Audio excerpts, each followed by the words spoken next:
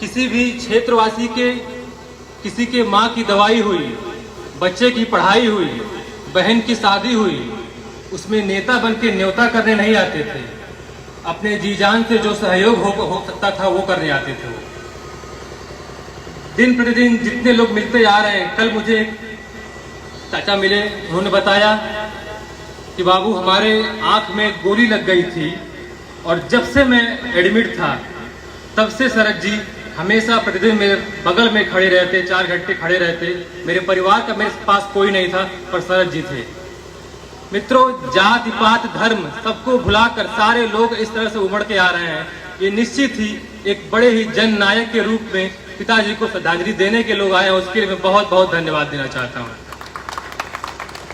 मुझे याद है जब पिताजी के साथ संसद जाने का अवसर मिला तो उन्होंने मंत्रियों से यही कहा कि माननीय मंत्री जी, मैं आज सांसद नहीं हूं, पर मेरे क्षेत्र का काम नहीं रुकना चाहिए।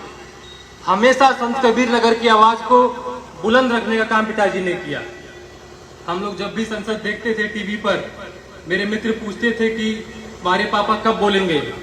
मैं बड़े गर्व के साथ बोलता था कि जब संसद में एक बुलंद आवाज गूंजेगी तो समझ जाइएगा कि पिताजी बोल रहे हैं। मित्रों, ज्यादा कुछ बोलने का समय नहीं है और ये अवसर भी नहीं है, पर मैं आपको कम शब्दों में यही कहना चाहूंगा कि स्वर्गीय पिताजी को सच्ची श्रद्धांजलि वही होगी जो परिवार को उन्होंने संजो के रखा है, जो परिवार बना के गए हैं, कभी न इसका सम्मान झुकने देंगे।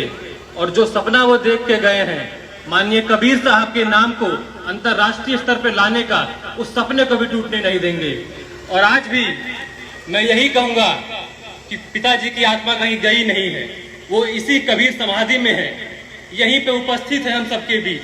और मैं आपको बता चाहता हूं कि आपके साथ कंधे से कंधा मिलाकर जो भी सपना उन्होंने देखा था, जो भी मेरे से आपका सहयोग बन पाएगा, मैं हमेशा आपके लिए खड़ा रहूंगा।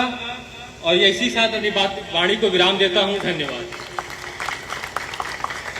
शरद त्रिपाठी अमर रहे, मृगेंद्र राम त्रिपाठी जिंदाबाद। हम सभी लोगों की भावनाएं स्वर्गीय श्री शरद त्रिपाठी जी के विजन, उनके दृष्टिकोण